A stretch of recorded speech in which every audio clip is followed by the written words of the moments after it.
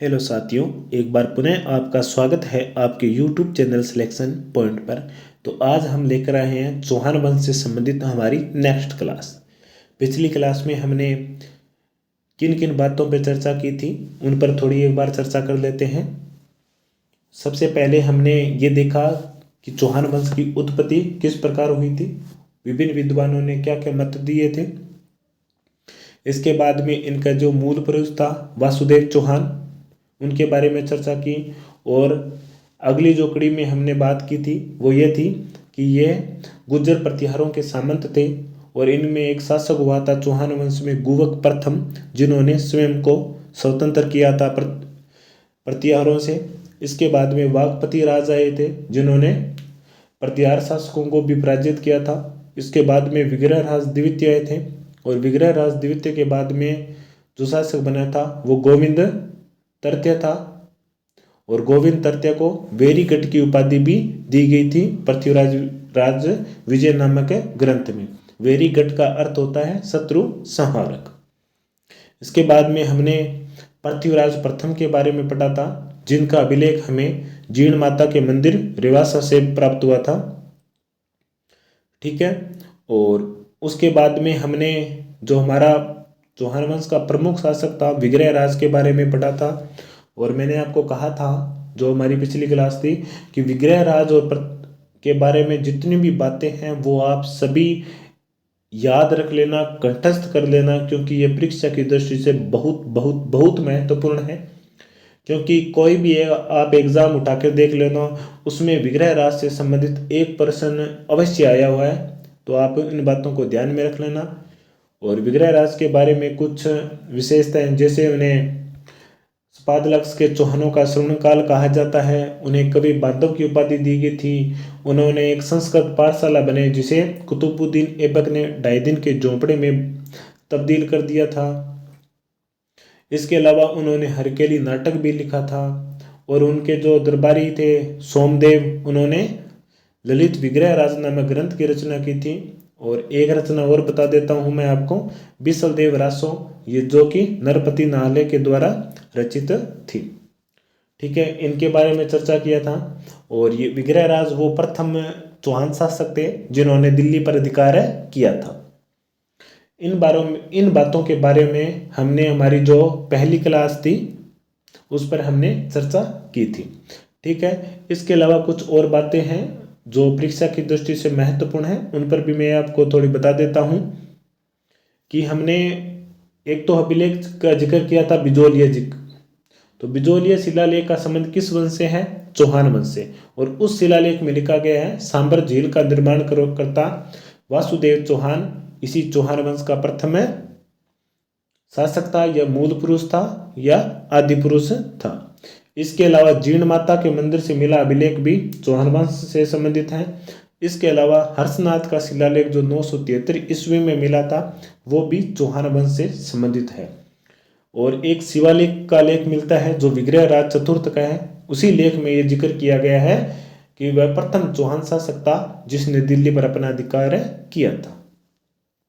अब हम जो जिक्र करेंगे वो रहेगा हमारा पृथ्वीराज तृतीय के बारे में। ठीक है, अगर आप पहली बार हमारी इस YouTube चैनल सिलेक्शन पॉइंट पर आए हो तो आप हमारी जो पहले की क्लास है वो अपलोड कर दी गई है, आप वो भी एक बार अवश्य देखें। क्योंकि ये किताब जो हमारी क्लासें हैं वो RBSC और NCERT की जो किताबें हैं केवल उन्हीं को आधार मानते हुए बनाई गई है, इसके अलावा किसी भी गाइड को इस्तेमाल नहीं किया गया है। हाँ, इतना दावा मैं ज़रूर रख सकता हूँ कि आप इन क्लासों को पढ़ लोगे और इनकी जो PDF है वो आप पढ़ लोगे तो आपको जो ये किताबें हैं उनको उठाने की कोई भी आवश्यकता नहीं पड़ेगी। ठीक है, और आप ये भी देख रहे हो कि पिछले भर्तियों में लगातार आप यही देख लो कि अभी जो असिस्टेंट प्रोफेसर का हुआ था उससे पहले फर्स्ट ग्रेड और सेकंड ग्रेड की भर्ती हुई है, उसमें जो इतिहास, कला, संस्कृति के बारे में जो भी बातें हैं वो इन्हीं किताबों से आ रही है, लगभग 90%। ठीक है, तो पढ़ाई के लिए सिर्फ और सिर्फ इन किताबों को ही महत्व दें। ठीक है, चलिए हम आज की क्लास को हम प्रारंभ करते हैं।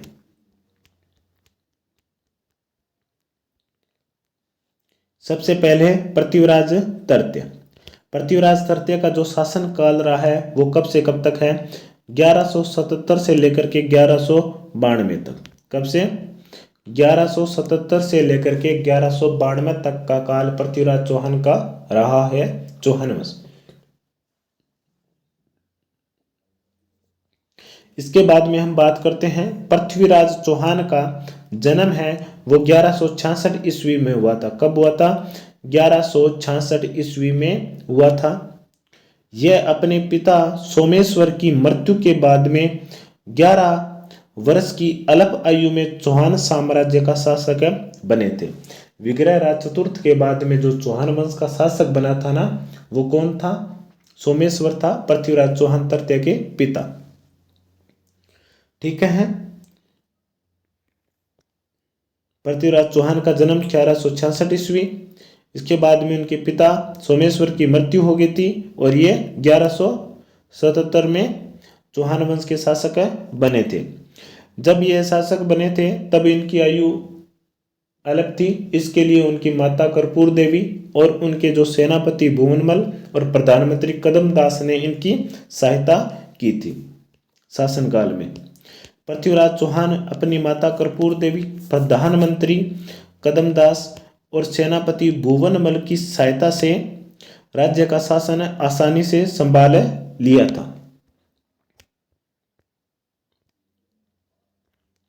पृथ्वीराज ने अपनी माता कर्पूर देवी, प्रधानमंत्री कदमदास और सेनापति भुवनमल की सहायता से राज्य का शासन आसानी से संभाल लिया था।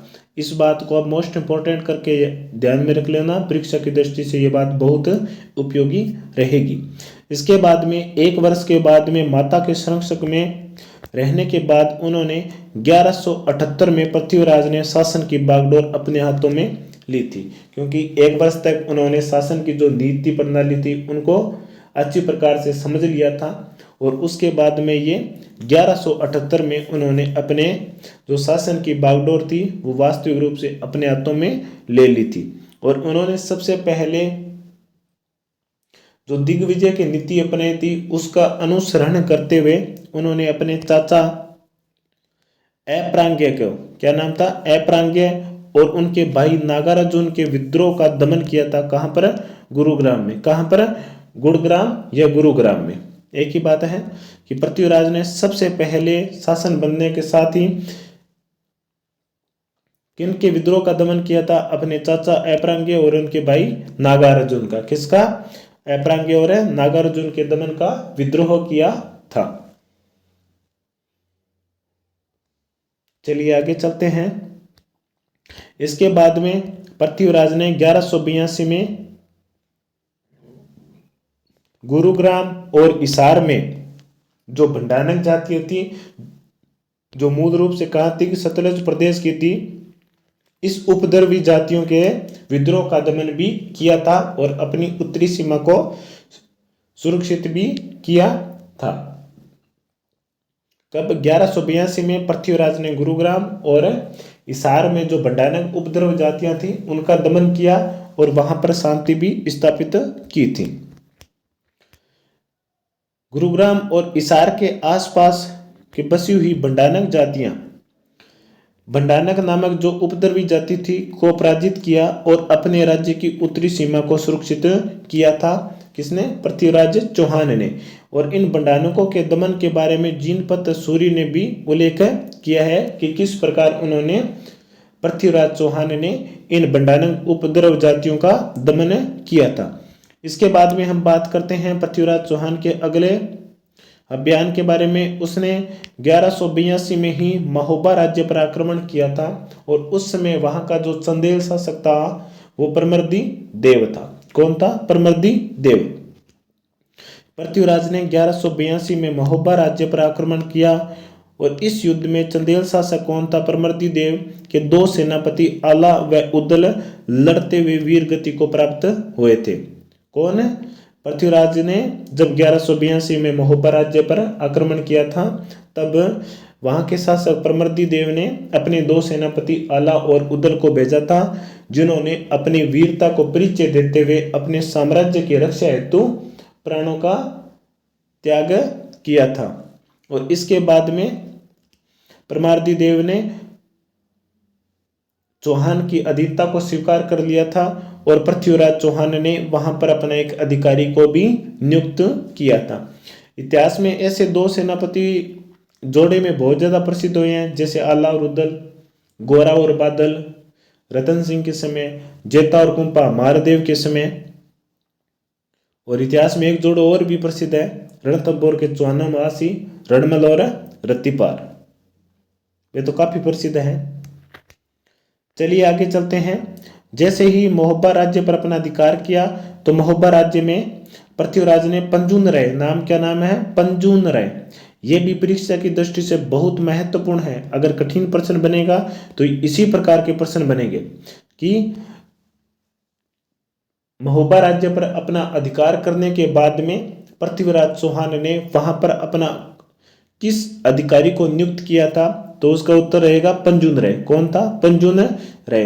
ये किसी गाइड से नहीं लिखा गया है, कक्षा 12 की इतिहास की किताब से लिखा गया है, आप चाहे स्वयं देख सकते हैं वहां से, पंजून राय। इसके बाद में पृथ्वीराज रासो के अनुसार पृथ्वीराज ने आबू की राजकुमारी इंचनी से विवाह कर गुजरात के चालुक्य शासक भीमदेव द्वितीय को भी अप्रसन्न कर दिया, जिसके कारण दोनों शासकों के बीच में संबंध बिगड़ गए थे। परंतु यह कोई मुख्य कारण नहीं था, ऐसा मान सकते हैं यह कोई तात्कालीन कारण रहा होगा। परंतु आपने देखा होगा कि चौहान शासकों और चालुक्य शासकों के बीच में प्रारंभ से ही संघर्ष है रहा है। जैसे विग्रहराज द्वितीय के समय में, अर्णोराज के समय, जिनके समय में गुजरात का चालुक्य शासक कुमारपाल था। और यह तात्कालीन कारण रहा है कि जो आबू की राजकुमारी थी इंचनी से गुजरात का शासक भीमदेव द्वितीय विवाह करना चाहता था, परंतु उससे विवाह किसने कर लिया था, पृथ्वीराज चौहान ने, जिसके कारण दोनों के बीच में संबंध और भी बिगड़ गए थे। चलिए आगे चलते हैं। आगे हम जिक्र करते हैं कि गोपीनाथ शर्मा लिखता है कि गुजरात और चौहान वंश के बीच में संघर्ष का कारण ये नहीं था, दोनों शासकों की मध्य संघर्ष का वास्तविक कारण कोई और था। वो क्या था कि पृथ्वीराज का जो साम्राज्य था वो नाडोल तक फैल चुका था, यानी कि पृथ्वीराज का जो शासन था वो धीरे धीरे उत्तरी पश्चिमी से होता हुआ गुजरात की सीमा तक पहुंच गया था। और इतिहास में आपको भी पता है, जो महत्वाकांक्षी और ताकतवर शासक होता है वो अपने आसपास के क्षेत्रों को अपने अधीन बनाना चाहता है। परंतु जब दो महत्वाकांक्षी वीर शासक हो जाए तो उन दोनों के बीच में अधिक नियंत्रण हेतु संघर्ष स्वाभाविक है। जब चौहान साम्राज्य नाडोल तक फैला तो चौहान और चालुक्य शासकों की जो सीमा थी वो मारवाड़ क्षेत्र में मिलती है। ऐसी स्थिति में चालुक्य और चौहान संघर्ष था वो क्या था, स्वाभाविक था। और इसी का कारण 1187 में पृथ्वीराज ने गुजरात पर आक्रमण कर दिया, जो बाद में जगदेव प्रतिहार की मध्यस्थता से संधि में बदला था। 1187 में पृथ्वीराज ने गुजरात पर आक्रमण किया, जो बाद में जगदेव प्रतिहार की मध्यस्थता से संधि में बदल गया था। ठीक है, अब ये क्या है, इन चीजों का एक क्रम है कि उन्होंने सबसे पहले नागार्जुन ऐपरांगिया को पराजित किया, उसके बाद में भंडानक को, उसके बाद में महोबा के शासक चंदेल शासक परमर्दी देव को, और उसके बाद में गुजरात पर आक्रमण किया था। क्योंकि कई बार एग्जाम में इन शासकों का जो युद्ध के अभियान है इनका क्रम भी पूछा जा सकता है, तो आप इसे ध्यान में रखना। और उसके बाद में इन्होंने कनौज के शासक जयचंद गहड़वाल के से भी संबंध बिगड़ जाते हैं। वो किस प्रकार बिगड़ते हैं उन पर थोड़ी चर्चा करते हैं, उसके बाद में हम आगे बढ़ेंगे। संबंध बिगड़ने के पीछे कारण यह था कि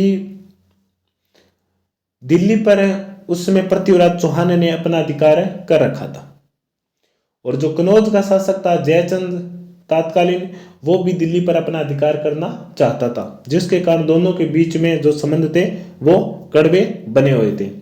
और इसके बाद में जो तात्कालीन कारण था जिसने आग में घी का काम किया वो था जयचंद गहड़वाल की पुत्री स्योंगिता का बलपूर्वक पृथ्वीराज चौहान के द्वारा अपहरण, जिसके बाद में दोनों के बीच में संबंध और ज्यादा बिगड़ गए। और बताया जाता है कि इसी जयचंद गहड़वाल ने मोहम्मद गौरी को पृथ्वीराज तख्ते पर आक्रमण करने के लिए बुलाया था। और जब पृथ्वीराज चौहान की मृत्यु हो गई थी तो इसने जयचंद गहड़वाल ने अपने राज्य में कनौज में जोर जोर से ढोल नगाड़े भी बजवाए थे।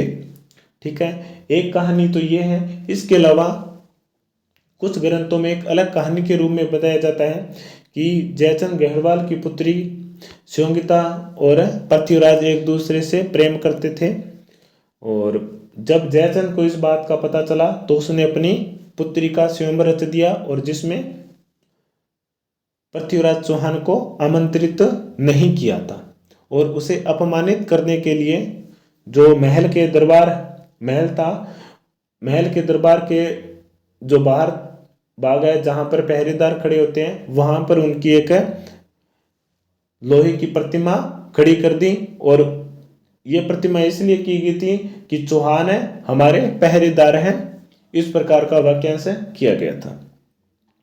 जब स्वयंवर प्रारंभ हुआ तो स्योंगिता ने अपने प्रारंभ से ही अपने पति के रूप में पृथ्वीराज को स्वीकार कर चुकी थी। और जैसे जैसे मतलब आगे बढ़ती गई तो उसे पृथ्वीराज चौहान नहीं मिला, तो वो अपने मन ही मन में बहुत दुखी हुई। और जैसे ही वो द्वार पर पहुंची तो द्वार के बाहर उन्होंने पृथ्वीराज का पुतला देखा। इस पर उन्होंने उस पुतले में स्वयंवर माला थी वो डाल दी।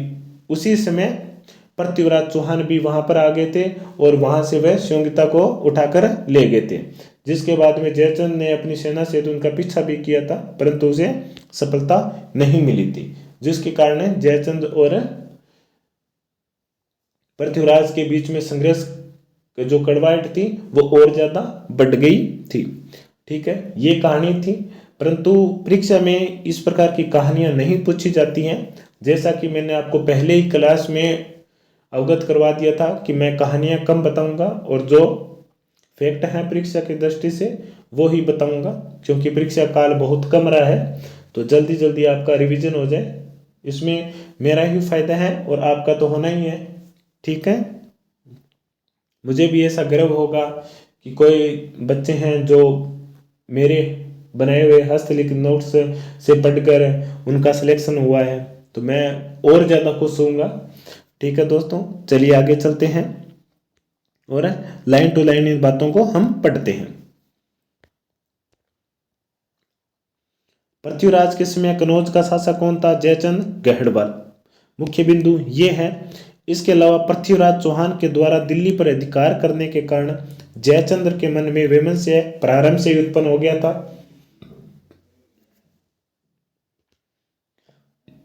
और पृथ्वीराज के द्वारा जयचंद्र की पुत्री स्योंगिता का बलपूर्वक अपहरण कर विवाह किया जाना दोनों शासकों के बीच में संघर्ष का चरम उत्कर्ष कारक भी बन गया था। और यही कारण पृथ्वीराज रासो में चंद्रबरदाई के द्वारा बताया गया था। और ये चंद्रबरदाई कौन थे? पृथ्वीराज रासो के रचयिता और पृथ्वीराज के दरबारी मंत्री भी थे। चलिए आगे चलते हैं। आगे पॉइंट है कि द अर्ली चौहान डायनेस्टीज, ये किताब है जो दशरथ शर्मा के द्वारा लिखी गई है, थोड़ा ध्यान में रख लेना। The early Chauhan dynasties Dasharath Sharma के द्वारा लिखित पुस्तक है। इसके अलावा पृथ्वीराज रासो जिनकी रचयिता चंद्रबरदाई ने की थी, उसमें बताया गया है कि पृथ्वीराज चौहान ने 21 बार मोहम्मद गौरी को पराजित किया था। इसके अलावा हमीर महाकाव्य जिनके रचयिता नैनचंद्र सूरी हैं में बताया गया है कि 7 बार गौरी को पृथ्वीराज ने पराजित किया था। ठीक है, इसके बाद में हम चलते हैं प्रबंध चिंतामणि, जो कि मेरुतंग का एक प्रसिद्ध रचित ग्रंथ है। प्रबंध चिंतामणि किसका है? मेरुतंग का, पृथ्वीराज रासो चंद्रबरदाई का, हमीर महाकाव्य नैनचंद्र सूरी का, the early Chauhan dynasties Dasharath Sharma का। इन ग्रंथों को भी ध्यान में रखना, क्योंकि शासकों से संबंधित उनके साहित्यिक विकास के बारे में भी प्रश्न पूछे जा सकते हैं। अब बात करते हैं हम तराइन के प्रथम युद्ध के बारे में। तराइन का प्रथम युद्ध 1191 में लाहौर से रवाना होकर मोहम्मद गोरी तबर हिंद नामक स्थान पर पहुंचा था, जो पंजाब के पास स्थित है, और तबर हिंद पर अपना अधिकार कर लिया।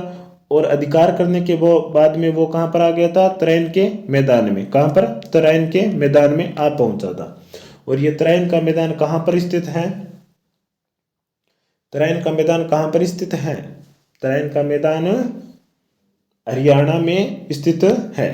अब हरियाणा के बारे में आप देखो कि इसकी भूमि पर न जाने सैकड़ों हजारों युद्ध हुए हैं, परंतु इनमें से कुछ ऐसे भी युद्ध हुए हैं जो निर्णायक युद्ध रहे हैं, जिन्होंने कड़ी को एक दिशा से दूसरी दिशा में बदल दिया था। जैसे बात करते हैं कुरुक्षेत्र का युद्ध, जिसमें पांडवों और कौरवों के बीच में हुआ था, सही और गलत के बीच में हुआ था, अन्याय और न्याय के बीच में, सत्य और असत्य के बीच में हुआ था। उसके बाद में हम बात करते हैं पानीपत का प्रथम युद्ध। पानीपत भी कहां पर है? हरियाणा में। और उसी पानीपत के प्रथम युद्ध के बाद में भारत में मुगल सत्ता स्थापित हो गई थी। और इसके बाद में एक युद्ध और था जो पानीपत से पहले हुआ था, तराइन का युद्ध। और इसी तराइन के द्वितीय युद्ध के बाद में दिल्ली पर सल्तनत काल स्थापित हो गया था। दिल्ली पर सल्तनत काल कब से स्थापित हुआ था? 1192 के तराइन के द्वितीय युद्ध के बाद में। इसीलिए कहा जाता है जो राजपूत काल है वो 7वीं सदी से लेकर के 12वीं सदी के बीच का ही माना जाता है। ठीक है, उस समय तक दिल्ली पर जो राजकाल थे वो राजपूत या हिंदू शासक थे। ठीक है, चलिए अब युद्ध पर चर्चा करते हैं। तराइन का प्रथम युद्ध 1191 में। तराइन कहाँ पर है? हरियाणा में। मोहम्मद गोरी काबुल से लाहौर से आया और उसने तबर हिंद जो पंजाब में स्थित स्थान है वहां पर अपना अधिकार कर लिया और उसके बाद में तराइन के मैदान में आ पहुंचा। वहीं दूसरी तरफ पृथ्वीराज भी तराइन के मैदान में आ पहुंचा और दोनों के बीच में भयंकर युद्ध हुआ। और इस युद्ध में पृथ्वीराज के जो एक दिल्ली तोमर सामंत थे, गोविंद राज जिनका नाम था, उन्होंने अपने भाले की से प्रहार किया और उस भाले के आगे जो तिखी नोक होती है बर्छी, वो गोरी की आंखों में लगी और जिससे गोरी घायल हो गया। और घायल गोरी को उसकी सेना उठा करके युद्ध मैदान से भाग खड़ी हुई थी। ठीक है, अब यहां पर पृथ्वीराज चौहान ने, जो इतिहासकार है वो क्या कहते हैं कि यहां पर पृथ्वीराज चौहान ने क्या गलती की थी? उन्होंने भागती हुई सेना का पीछा नहीं किया था और उन्हें छोड़ दिया था। ऐसे अगर उस समय वो भागती हुई सेना को पीछा करते हुए मोहम्मद गोरी को मार देते या बंदी बना लेते तो तराइन का द्वितीय युद्ध भी नहीं होता और दिल्ली पर उन सल्तनत काल भी स्थापित नहीं होता। चलिए अब बात करते हैं तराइन के द्वितीय युद्ध के बाद में। और तराइन के प्रथम युद्ध में तबर हिंद पर पृथ्वीराज चौहान ने अपना अधिकार कर लिया था। अब बात करते हैं तराइन के द्वितीय युद्ध के बारे में जो 1192 में लड़ा गया था। इस युद्ध में क्या हुआ कि गोरी को पता था कि पृथ्वीराज की चौहान की जो सेना है वो हमसे ज्यादा शक्तिशाली है और जो गृह क्षेत्र में है इसलिए और ही ज्यादा शक्तिशाली है, तो उन्होंने कूटनीति का प्रयोग किया था। आप ये चीज देख लो कि जब जब भारत के शासक को हार का सामना करना पड़ा है तो वो छल कपट से ही हारे हैं, अन्यथा और कोई भी कारण नहीं है उन्हें हरा सके। बिना छल कपट के किसी भी, चाहे सल्तनत काल का हो चाहे मुगल काल का हो, किसी भी शासक ने उन्हें पराजित नहीं किया था। अब बात करते हैं इस युद्ध में। गोरी ने अपने सेनापति के माध्यम से पृथ्वीराज चौहान तक एक सूचना भिजवाई कि हम युद्ध के उद्देश्य से नहीं, हम संधि के उद्देश्य से आ रहे हैं, हम आपसे संधि करना चाहते हैं। इस पर अब पृथ्वीराज चौहान भी थोड़े शासक की दृष्टि से, इतिहासकार कहते हैं कि शासक की दृष्टि से उनमें वो शासक वाली बुद्धि नहीं थी, नीति नहीं थी और वो दुश्मन को भांकना भी नहीं जानते थे। उन्होंने उस चीज को स्वीकार कर लिया और अपनी चंद सेना की टुकड़ी को लेकर के तराइन के मैदान में पहुंच गए थे और अपने वहां पर कैंप लगे। रात्रि के समय खूब आमोद प्रमोद किया और जैसे ही सुबह हुआ और चौहान जो सेना थी वो अपने दिनचर्या में लगी थी। उतने ही समय में मोहम्मद गौरी की सेना ने उन पर आक्रमण कर दिया और पृथ्वीराज चौहान को गिरफ्तार कर लिया गया और उन्हें कहाँ लेकर गए थे? अपने साथ गजनी। चलिए अब चर्चा करते हैं। त्रैन का जो द्वितीय युद्ध था वो 1192 में हुआ था। इस बार गौरी ने पृथ्वीराज को संधि का झांसा देकर उन पर आक्रमण कर दिया और सिरसा के निकट सरस्वती नामक स्थान पर, सिरसा जो हरियाणा में है के निकट सरस्वती नामक स्थान पर उन्हें बंदी बना लिया गया और उन्हें अपने साथ ले जाया गया था।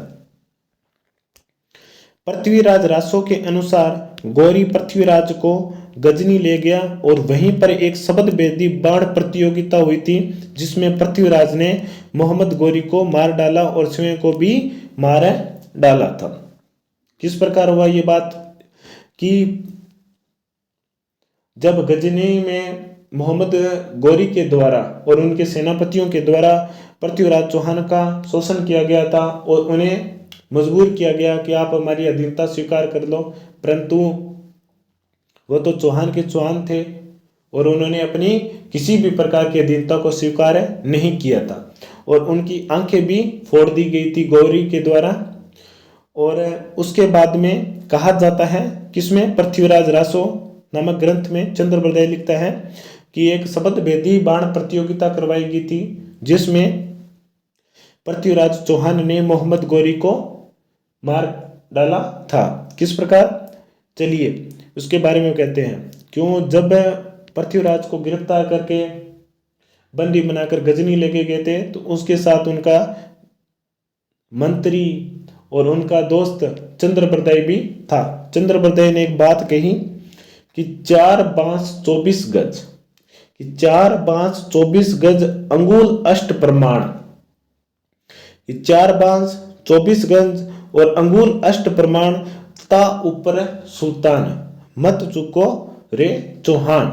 ये बात कहते ही पृथ्वीराज चौहान ने तीर चलाई और वो तीर सीधे जाकर के किसको लगी थी, मोहम्मद गौरी की, और वहीं पर मोहम्मद गौरी की मृत्यु हो गई थी। और उसके बाद में इन दोनों ने आपस में एक दूसरे को हत्या कर ली थी। किसने, चंद्रबरदाई और पृथ्वीराज चौहान ने।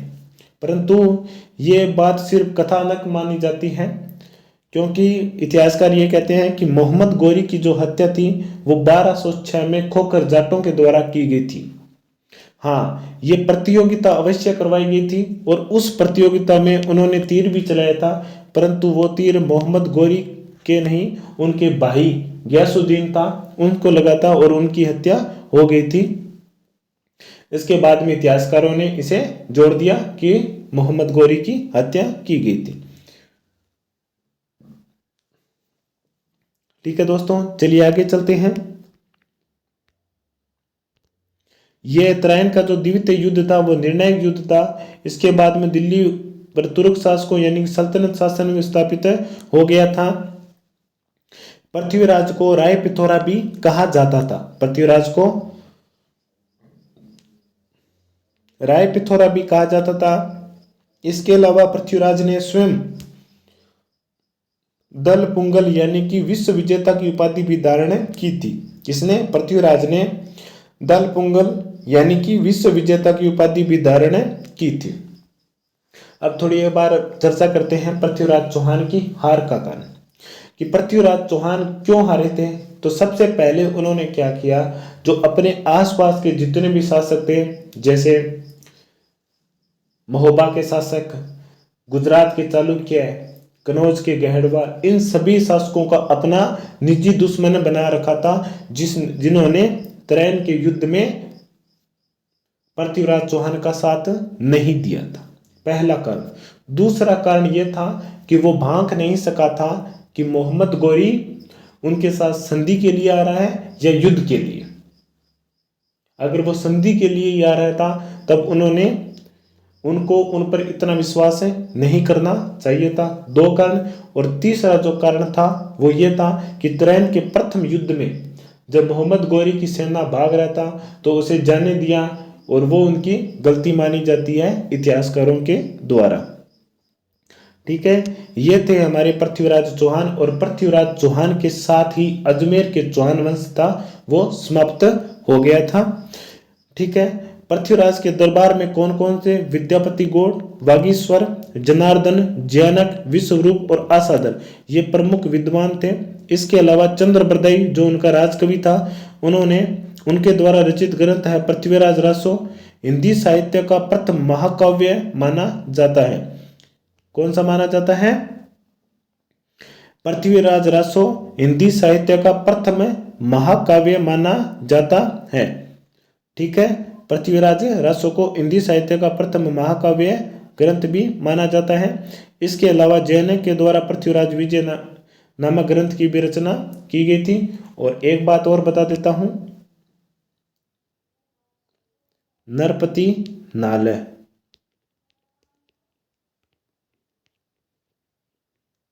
इनके द्वारा जो ग्रंथ रचना की गई थी वो थी बिसलदेव रासो।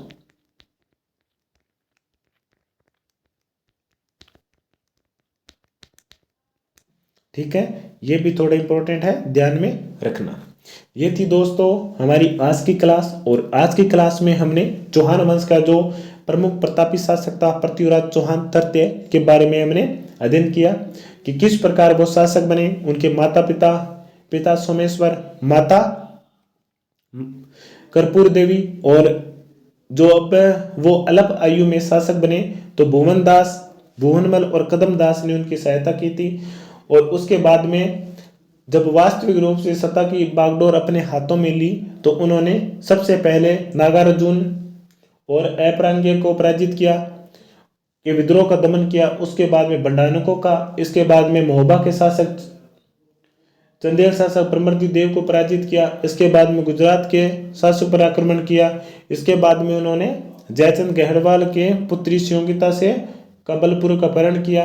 और इसके बाद में हुआ था अंत में त्रैन के युद्ध, और प्रथम युद्ध में पृथ्वीराज विजय रहा और द्वितीय युद्ध में पृथ्वीराज की पराजय हुई और गजनी लेकर चले गए, और वहीं पर पृथ्वीराज को मार डाला था मोहम्मद गौरी के द्वारा। और इसके साथ ही जो दिल्ली पर राजपूत शासन काल था वो समाप्त हो गया और तुर्की या सल्तनत काल स्थापित हो गया था। इसीलिए 7वीं से 12वीं सदी तक का जो काल है वो राजपूत काल है कहा जाता है। इसके बाद में काल को राजपूत काल नहीं कहा जाता है।